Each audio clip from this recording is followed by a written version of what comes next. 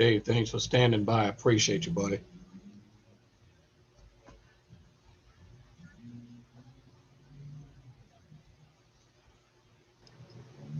Yes, sir. No problem, Chief. Bobby, how you doing? I'm doing fine. How about y'all? I see Cold? you got some power over there now. Yeah, yeah. I just sent something out to the organization. It's supposed to be extremely cold tonight, so hopefully we don't catch anything where we need to call you guys out. I don't know if you put down the sand or we have anybody standing by the next couple of days or anything.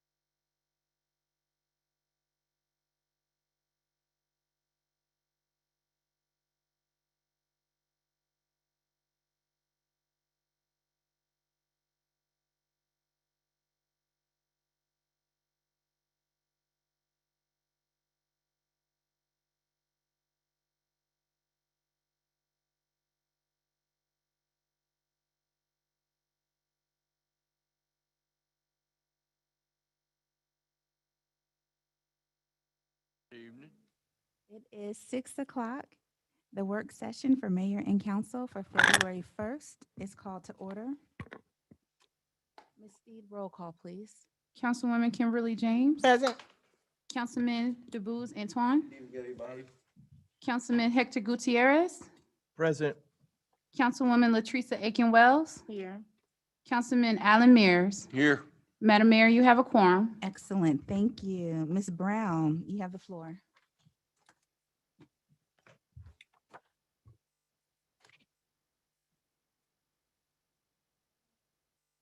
Good evening, Mayor and Council. Good evening. This is the city manager's report for February 1st, 2021.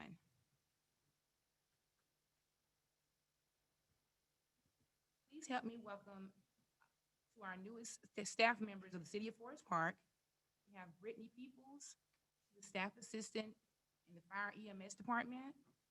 Lorraine Pitts, she's a heavy equipment operator in the Public Works Department. And Rishay Reeves, a recreation leader in the Recreation and Leisure Department.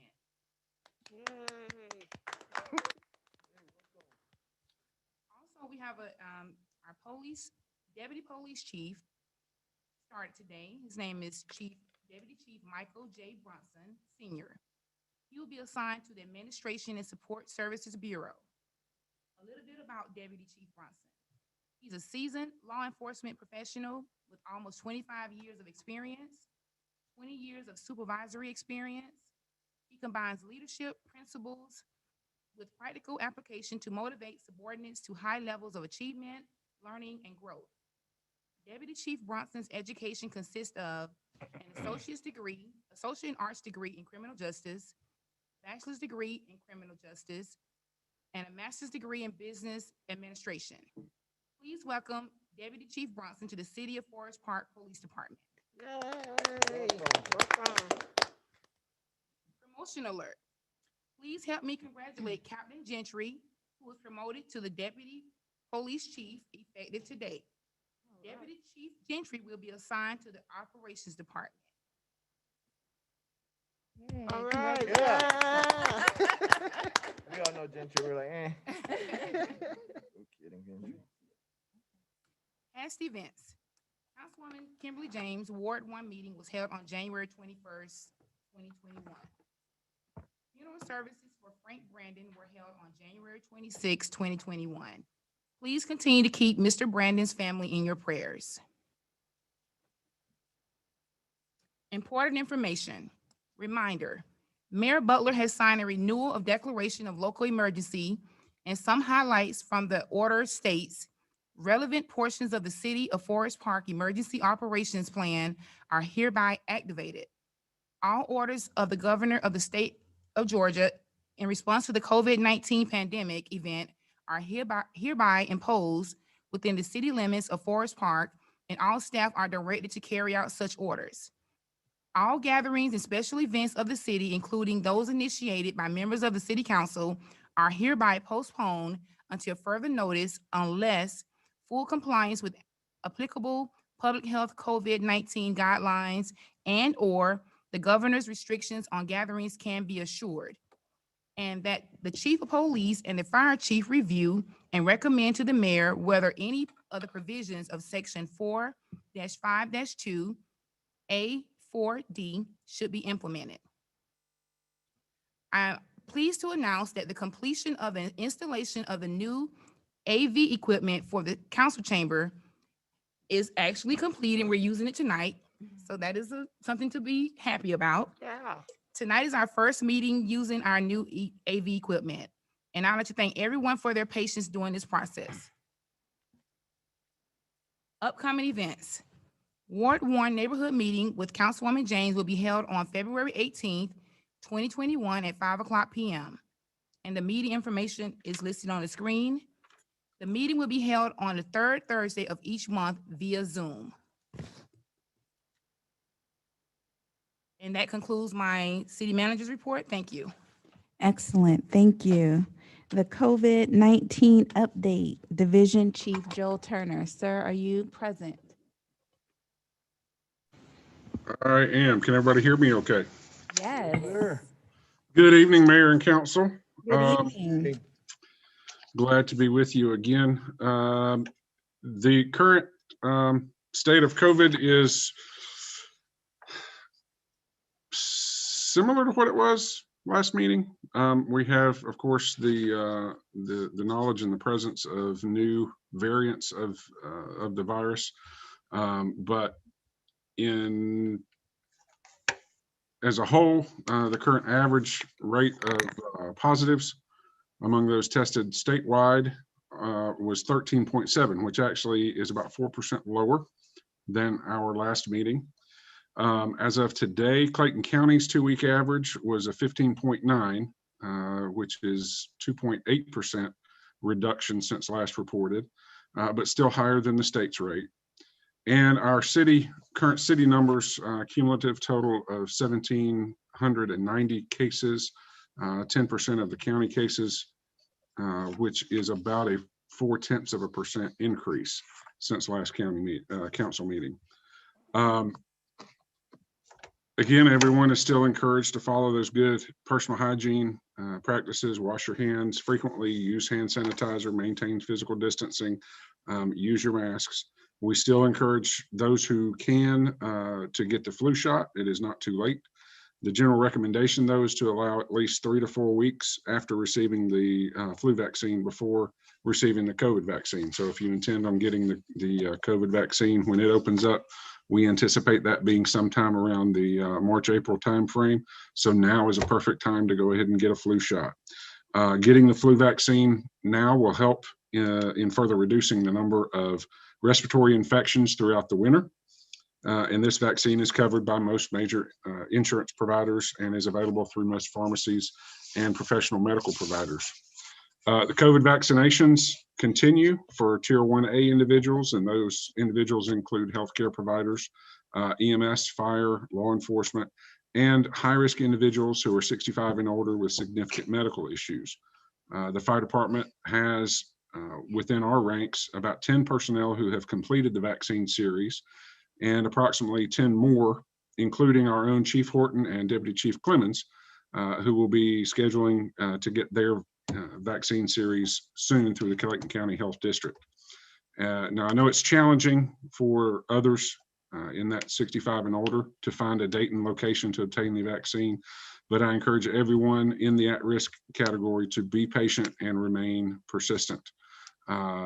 Due to the logistics of the vaccine, the personnel shortages that health departments are facing statewide, there's a lot of moving parts, and the opportunities do appear to be limited, but they're out there. So keep digging, keep looking, and be patient and persistent, and you will find something.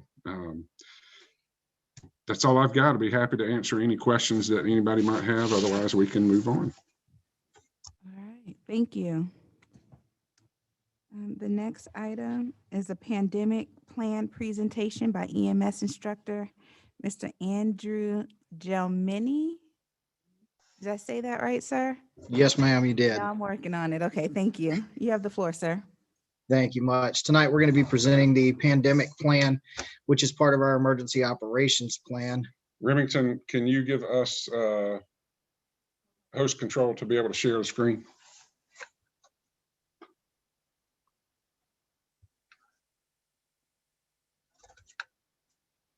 I just gave you control, Joe. Okay, I got it.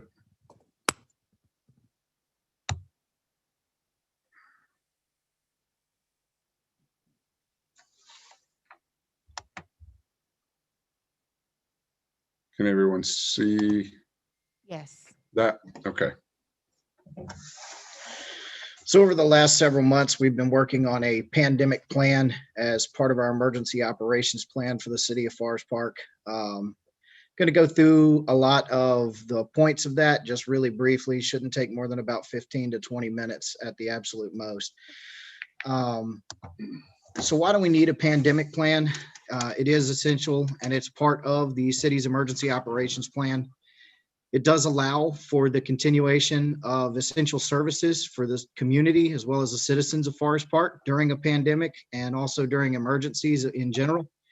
It creates a roadmap for the departments on how to deal with special challenges that come from the different topics that are covered in the emergency operations plan. It also sets the city up for success during a disaster time or a state of emergency and outlines the implementation strategies of how the plan will take place. It also outlines the closing of an incident and returning to business as normal. I know that that's kind of a touchy subject now with masks everywhere and the pandemic the way that it is, but it does outline that.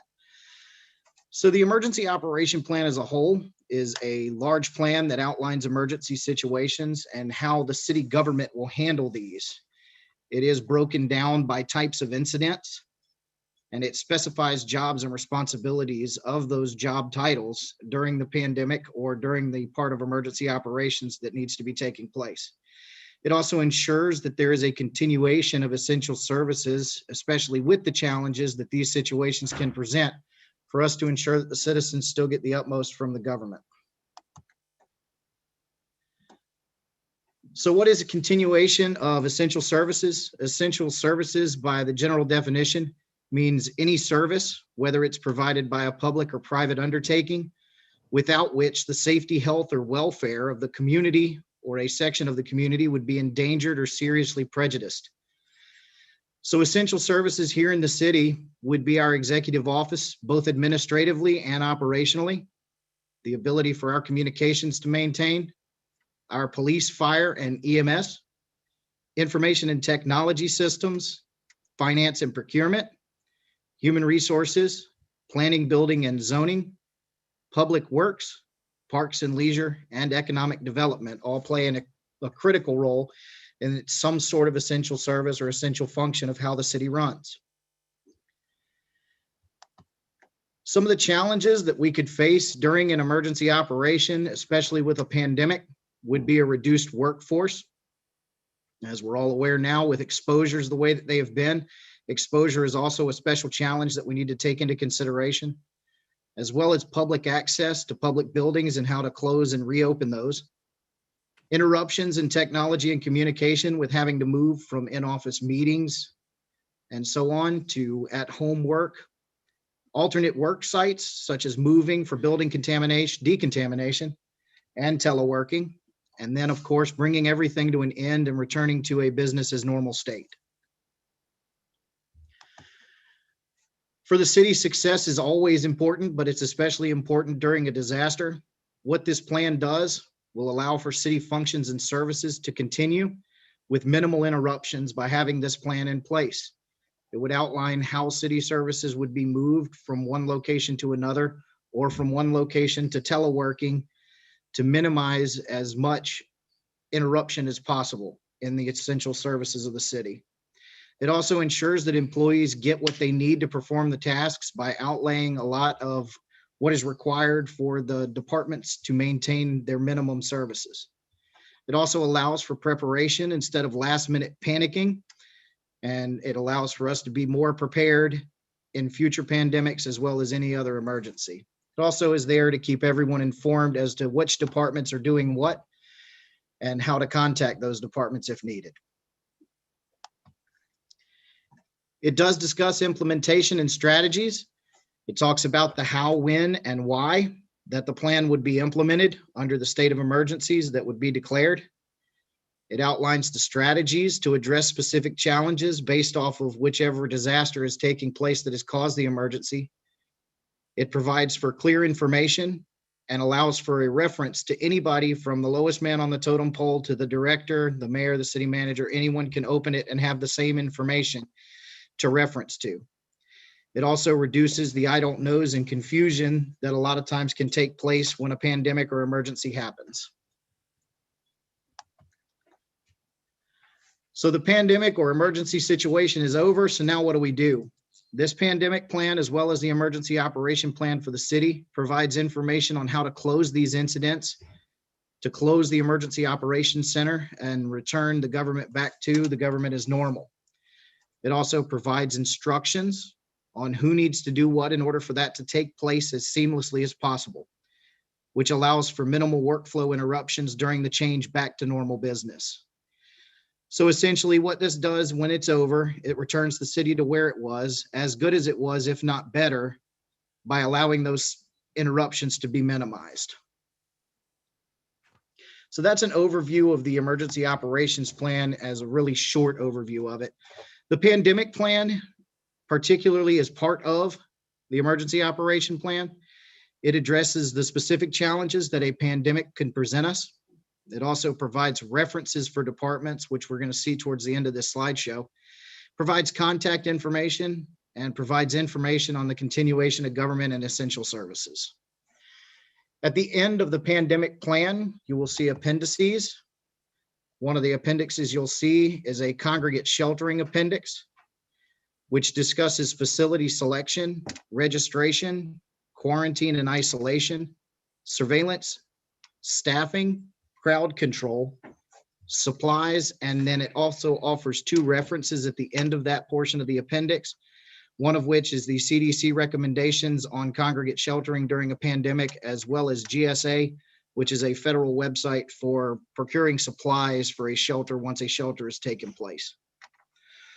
When we talked about reference material a little bit ago in a few slides, we talked about this one. This is the lines of succession portion of the appendix.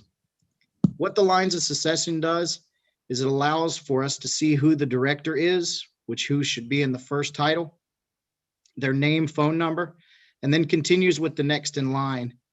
So this allows for decisions to continue if a department head is affected by the pandemic, and so on and so forth. So with this, in the city, we have requested at minimum 3, if applicable, for that department, so that if 2 people are affected, we still have a somewhat close to director that is able to make the decisions for that department in the case that we need them. The next appendix we see in this plan is the essential functions forms. This is based on the Emergency Operations Center activation level, depending on how bad the pandemic has gotten. The Emergency Operations Center would be activated to a level of being staffed or partially staffed or just monitoring. At full staffing, the Emergency Operations Center would be essentially the center of how we would run the city from inside. What this essential functions form sets up is how our service delivery would be impacted by the specific challenges of a pandemic. It would also discuss the alternate delivery methods and workplace modifications for each department, so that if we decided to go to an emergency operations center activation level of B, we would be able to open this and see where every department would stand. Along with this, in the essential functions form, the second part of the form addresses the absentee rate of employees. So our workforce is going to be changed based on the percentage of absent employees that are not able or are affected by the pandemic or emergency. What this does is allows for anybody in the city to be able to open up this plan and see that if the fire department is working at a 50% reduction due to the pandemic, it shows exactly how our workplace modifications, our alternate delivery method, and what our service impact delivery would be for the citizens of Forest Park. The next portion of the essential functions form is the essential personnel. This is the absolute minimum essential personnel needed to function at a minimum level to provide adequate support for the city. With these that you're seeing on the screen, this is actually the fire department's portion of it that has been filled out. The next portion of the essential functions form is the essential supplies and equipment, where the absolute essential supplies that are needed for the department to run would be listed. So this would be such as with the fire department, all of our fire trucks, as well as supplies and how many weeks of supplies we would need to be able to function. With this, I'm going to turn over to Division Chief Turner to present the next few appendixes within the plan.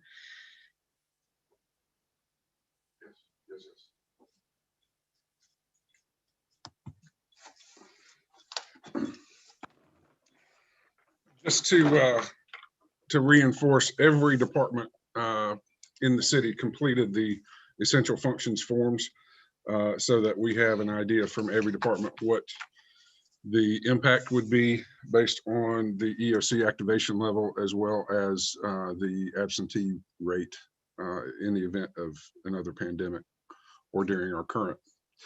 The employee exposure flow chart is something that we have looked at before. And in brief, it gives a rapid reference if an employee has legitimate exposure or arrives at work sick or becomes sick while at work. It gives an outline of the symptomatic employee and how we are managing them, as well as the asymptomatic exposure individuals. The intent is to minimize confusion and ensure that all of our steps are complete and that we are following the most current CDC guidance and Department of Public Health guidance. The one thing to remember about this document, in not only this flow chart, but the pandemic plan and the emergency operations plan as a whole, is this is a living, breathing, evolving document. And as such, we found need to modify the flow chart even since the ones that you have before you now. So there are a couple of modifications that I will point out within the flow chart, just as a point of reference. The return to work guidance for those who are symptomatic. The return to work doctor's verification or doctor's note is for those individuals who are have tested negative for COVID and are sick with something else. Then those that have tested positive would then be required to meet the return to work guidance or guidelines for being a positive and recovered COVID individual, which is a minimum of 10-day isolation, no fever within a 24-hour period, and an improvement in symptoms. If they do return to work after that 10-day period and they have some lingering symptoms, then they would also be required to wear a face mask until those symptoms resolve. The other change as it relates to exposures, anyone who is an exposure and asymptomatic, those essential individuals would work under a working quarantine and would continue to come to work under a working quarantine where they would don protective measures, mask, and in order to protect others from any illness they may have, but would still be able to be productive until the 5-day period elapsed where they could reasonably be tested and have a reliable result, at which case we would reevaluate based on that test result. The other portion of this is the facility sanitation, which is a process that we have implemented with some equipment that was provided by Public Works. So thank you, Bobby Jinks, for that equipment.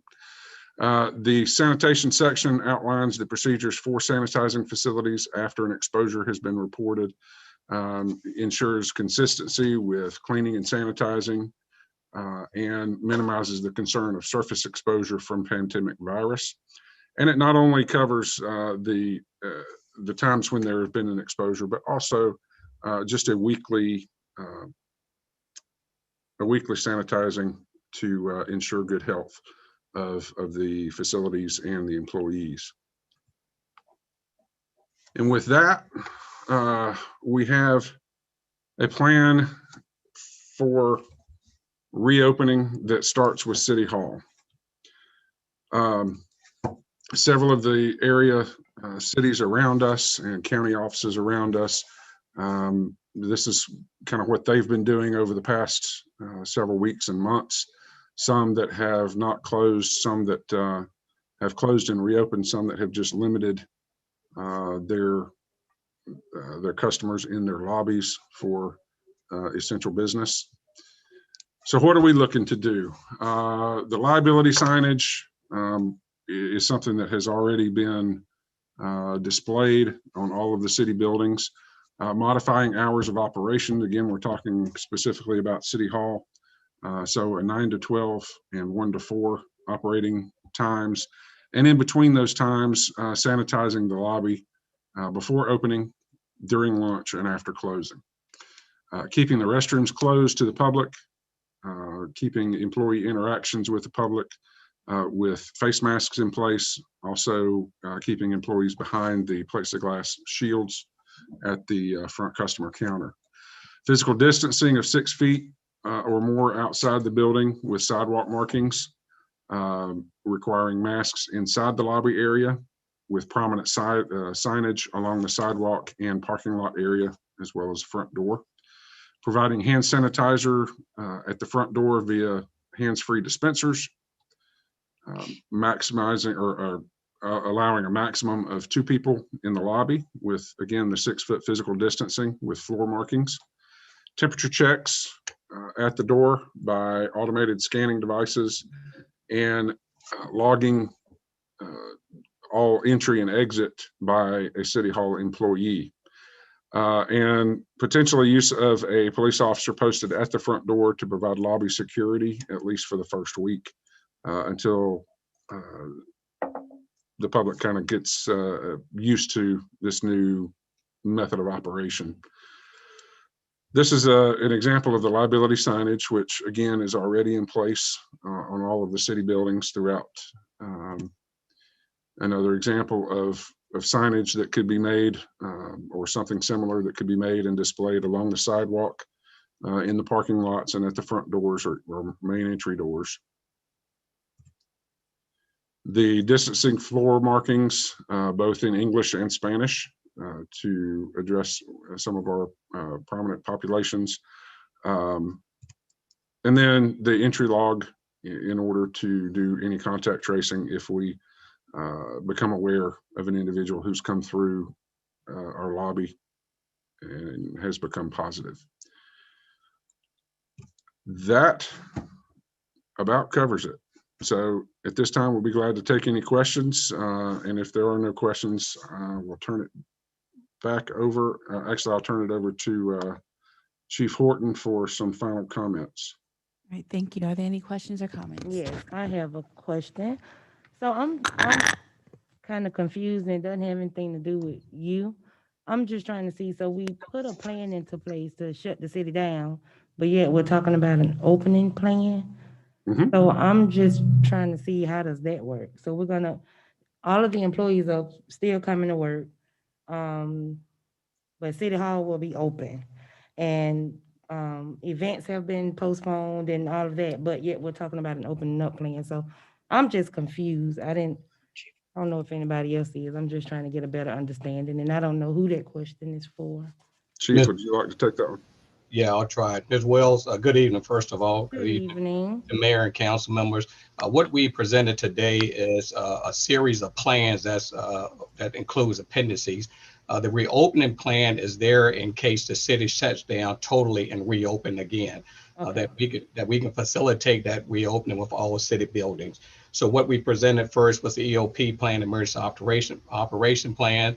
We added to that a pandemic plan, not in its entirety, but gave you a brief synopsis of that plan on how it affects pandemic with a continuity plan. And we close with a reopening plan. So if the city is ever shut down in its entirety, how will we take that step-by-step approach to reopen City Hall and other city buildings? Gotcha, So now- gotcha. Okay. Yeah.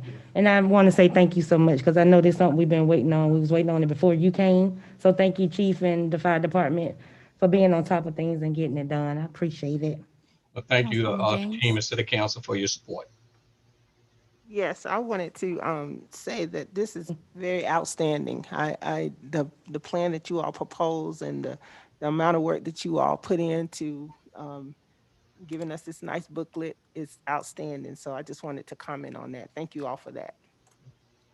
Any other questions or comments? All right, Chief Horton, you had some final remarks?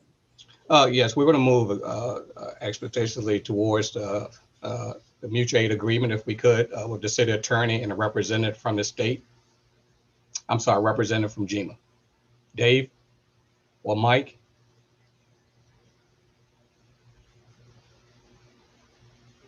The next item on the agenda was the personnel matter. So if y'all want to switch the order. All right, good evening. I don't have that on this agenda.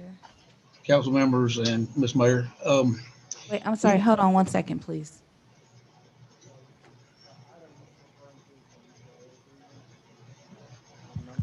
Oh, no. Okay, so we'll wait until we get to that part. So, Okay. Okay, yes, hold on for just a second. We have one more item before that. Okay. All right. Item 1, approval for 2 new positions within the Finance Department. Background and summary. Due to the increase in workflow and the reexamination of processes and priorities, the Finance Department is requesting the following positions to be funded and added to the budget: Procurement Assistant and Business License Assistant. The ultimate goal of this request is to increase the overall efficiency of the department, create more accountability to the community for the public's funds, and enhance the services provided to the public community from the Finance Department. Is there any discussion on this item? wasn't it 3 positions? It was initially, but Okay. only 2 is listed. All right. Item 2, discussion to approve resolution 2021-06, statewide mutual aid agreement. Background and summary. The purpose of this agreement is to provide assistance in the form of personnel, equipment, facilities, services, supplies, and other resources during an emergency. The state of Georgia is vulnerable to a wide range of natural and man-made disasters and emergencies. The Georgia Emergency Management Act, as amended, gives the local government of the state of Georgia the authority to make agreements for mutual aid assistance in emergencies. Pre-existing agreements for mutual aid assistance in emergencies help to ensure the timely provision of mutual aid assistance and the reimbursement of costs incurred by those parties who render such assistance. Chief Horton.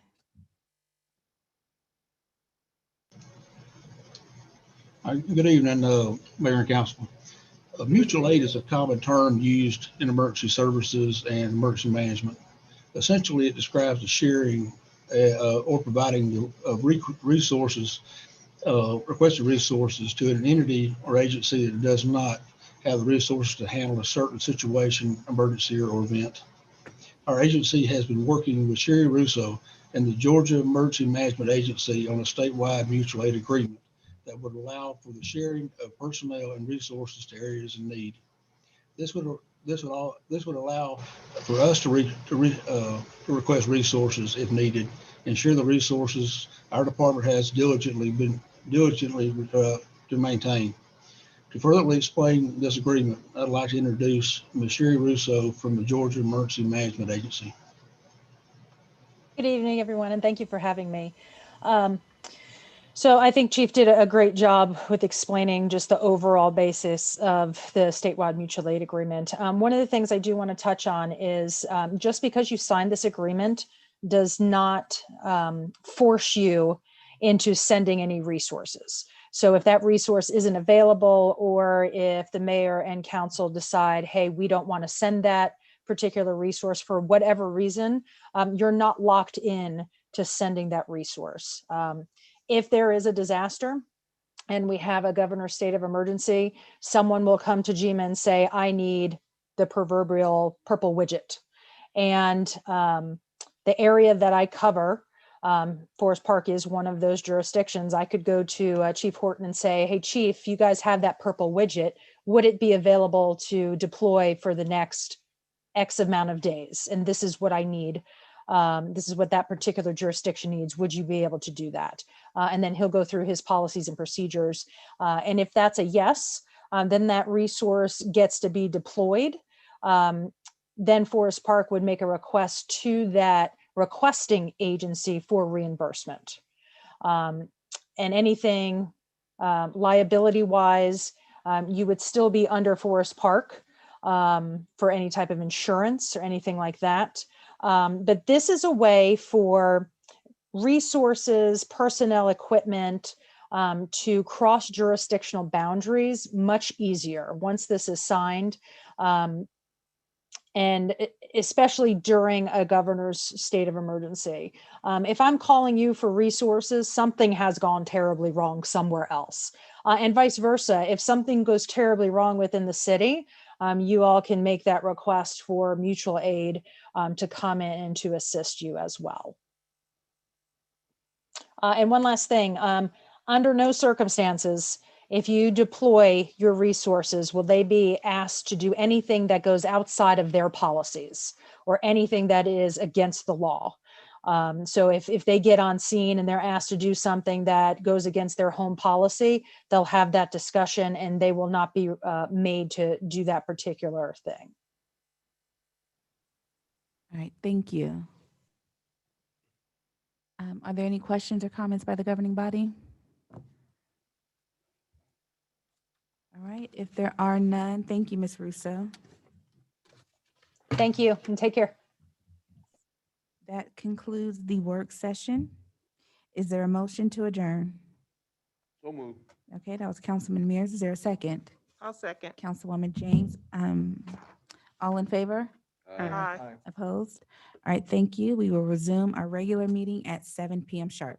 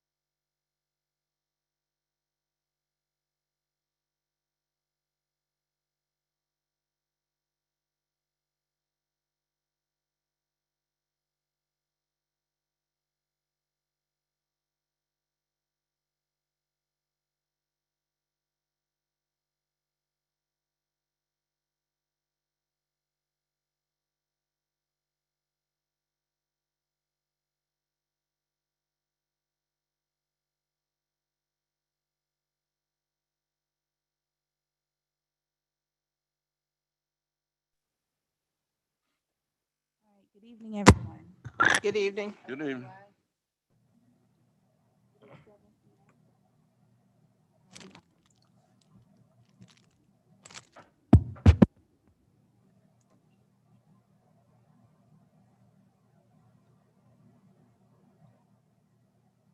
Yes, sir.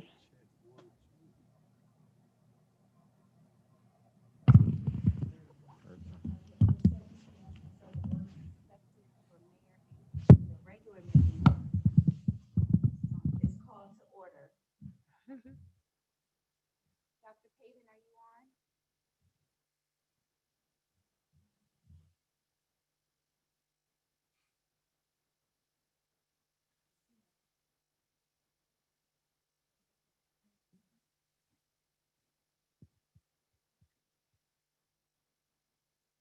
You push those supposed to stay red. Oh, stay red. Okay.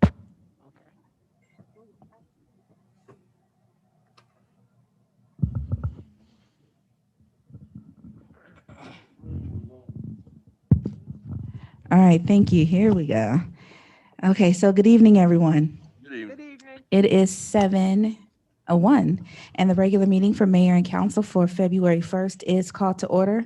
Dr. Payton, Yes, I'm thank you here. for being present. He will do tonight's invocation. So all those who are able to do so, can you please stand and then remain standing throughout the Pledge of Allegiance? Let us pray. Father, now we thank you for this day. We thank you, God, for how you have kept us all day long and you have brought us to this point. God, you kept us all through January, even as we continue to navigate through this global pandemic. And God, you have allowed us to see this first day of February. Now, Lord, as we come to do business on behalf of this city, we invoke your presence here tonight, that you will again guide our thoughts, guide our actions, guide our decision-making process. And God, we will be mindful to give your name the praise. In Jesus' name, amen.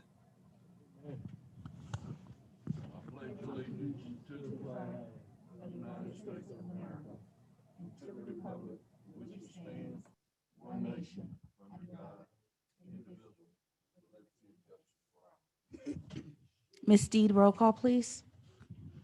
Councilwoman Kimberly James, Present.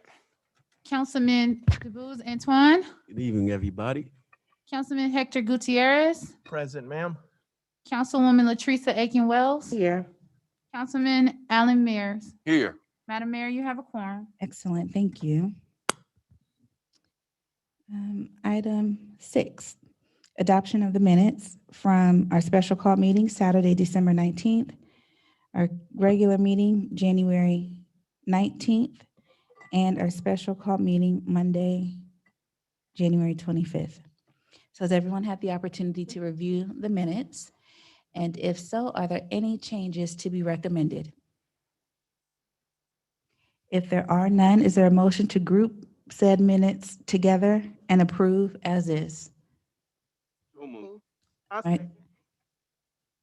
second. That was Councilman Mears. Is there, Councilwoman James, at a second?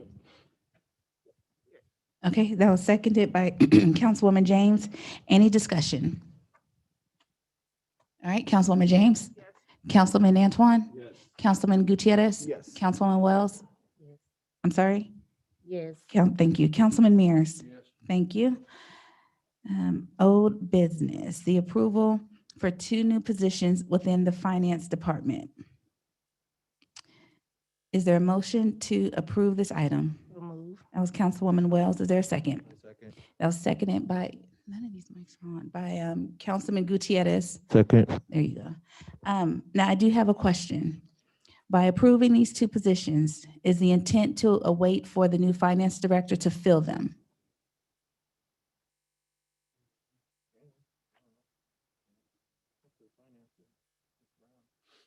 I'm sorry? I'm guessing it's up to the finance department and Ms. Brown to make that decision. I mean, we're approving them, they do the hiring. So is that something, Ms. Brown, that if approved, we could wait till the new director comes in to actually fill the positions? Yes. All right. Councilwoman James? Councilman Antoine? Yes. Councilman Gutierrez? Yes. Councilwoman Wells? Mike, quick question. So if this is what we're doing, she doesn't have to wait. She can make decision whenever she's ready to be in the city manager, right? Okay. All right. But she doesn't have to. Okay, yes. Thank you. Was that your vote, ma'am? That's it. Councilman Mears? Item 2, under new business, approval of resolution 2021-06, statewide mutual aid agreement. Is there a motion to approve this item? So moved. That was Councilwoman James. Is there a second? That was Councilman Gutierrez. Any discussion? Councilwoman James? Councilman Antoine? Yes. Councilman Gutierrez? Yes. Councilwoman Wells? Yes. And Councilman Mears? Yes. All right, Steve, were there any public comments? No, ma'am, there was not. There were no public comments. We will have our closing comments by the governing body before we enter into executive session. Councilwoman James, you have the floor. Thank you, Madam Mayor. I just wanted to reiterate that the January neighborhood meeting is on the website. Thanks to the council aides for putting it out there. Make sure you go out and listen up. You'll be able to hear from different department heads, from our fire, police, our public works, our parks and rec, and our economic development. So it's really some great information out there for you. The next neighborhood meeting is in February, and I do plan on having the Department of Health representative talking about the vaccine for the February meeting. So please join me for that. I want to also thank, a big thanks to Mayor Butler for purchasing food through the Helping Hand Ending Hunger Program, which is a program done at Forest Park High School. And we were able to feed over 155 families, and that included 248 children, 359 adults, which that 359 adults included 113 seniors. I want to give a big thanks to our directors for allowing staff to serve the community. Even though this wasn't a city event, this was a community event, and they were able to service the community. So I want to thank the Public Works Department, the police and fire department, police department and fire department. Want to thank Change for Hope and their team. I want to thank the Rock Church of Atlanta and their team, as well as some residents of the city of Forest Park that came out to help to volunteer. And then a big thanks to the Forest Park High School PTSA.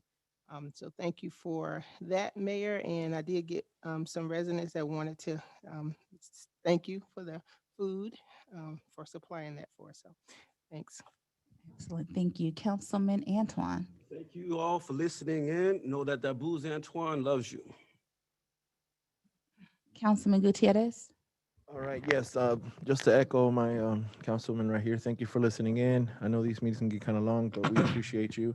I'd love to hear some comments. So see how y'all are feeling. How's the vibe going? Shout out to Councilwoman James and the mayor for putting up that event. I love it when, you know, we put out, we give away food to our community. We also have an active pantry that the city, we bought a shed for. So any donations that want to come through there, take them on over. Where is it at? 7 Bethesda Church. What's the address, Antoine? 48. If you Google 7 Bethesda Church in Forest Park, you will find it. North Ave. Corner of North Ave and College Street. Also, I want to congratulate Councilwoman Wells and her award. Congratulations. I love when we get recognized, especially her, because she's always in the community and she's a loud voice for our community. So congratulations on that. And yeah, Food Truck Friday is canceled due to the COVID restrictions. So hopefully we can resume in March. If not, then, you know, it's for the health and well-being of everybody. And as much as it hurts not seeing y'all, it's gonna be okay. So that's that for me. If anybody needs me, got my city phone back. And yeah, thank you for listening in and be safe. Maintain social distancing, wash your hands, don't touch your face. And for all my students that are still virtually at home, you know, go out and do some physical activity out in the park or take a walk, get outside and get some vitamin D from the sun. It's very essential for you. All right, thank you. Thank you, Councilwoman Wells. Thank you a lot, Councilman Gutierrez, for that.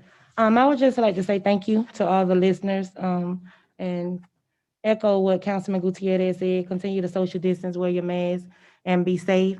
I also like to thank Mix 106 Radio and Brian Poe and Associates for giving me the Rising Star Award for 2021. It was totally unexpected, but appreciated. So thank you guys so much. And I also want to let Ward 4 residents know about the Soul for Kids. So for Valentine's Day, I am partnering with others and getting brand new tennis shoes for some kids in Ward 4. So if you haven't already, please email me your name, the kid's name and size, ages and sizes, so that we can get some kids, put some smiles on some kids' faces for Valentine's Day. So it's about love, but it's still about giving as well. So thank you all so much. Continue to be safe and have a great night. Thank you, Councilman Mears. Yes, I'd just like to echo about the food giveaway too. That was a good crowd. We had a lot of help. I appreciate the city employees. I appreciate the fire department. They sent their training officers over there with the new cadets that just started, and they're Mr. Horton is really trying to get all the fire department and the public works and the police department is trying to get in behind the city. And I just want to thank everybody that was involved in the school, the principal. Yeah, it was a good turnout, and I'd like to echo on her remark about the pandemic. Wash your hands and do everything like that. There's still a lot of shots, a lot of people that hadn't got their vaccine. You need to be persistent with that. It's more of it's coming due now. I know I found out this week the Christian's drugstore here on Main Street has started giving their shots. So you got to keep trying, just something you got to have. And just appreciate everybody tuning in. Thank you. Thank you. Yes, the food giveaway was epic. We had a blast out there. So thank you, Councilwoman James, for helping organize all of that. You really took charge out there. But moving forward, we are going to do something a little bit different with our public comments. And we're going to have a form that'll be available online where people could sign up as if they would if they were in person.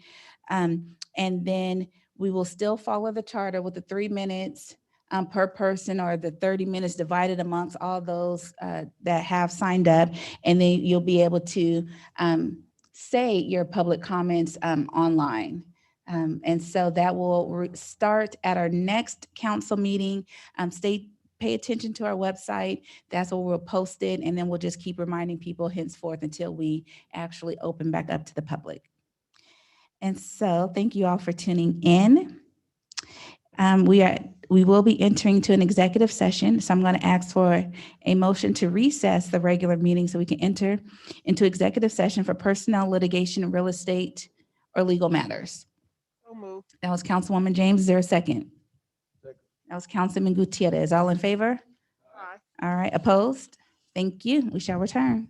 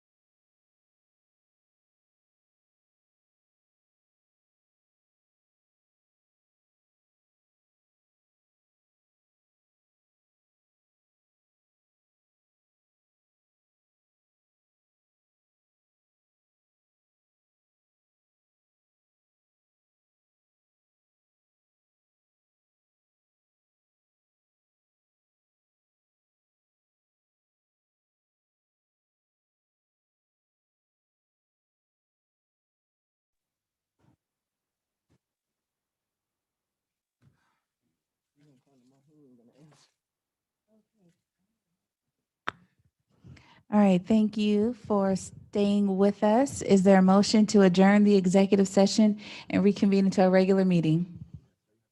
That was Councilman Mears. Is there a second? Councilman Gutierrez, all in favor? Opposed? All right, thank you. Now, is there a motion to adjourn? Thank you, that was unanimous. Is there a motion to adjourn the regular meeting? That was Councilman Mears. Is there a second? Second. That was Councilwoman Wells. All in favor? Opposed? All right, thank you. See you guys in a couple of weeks. All righty. Have a good night.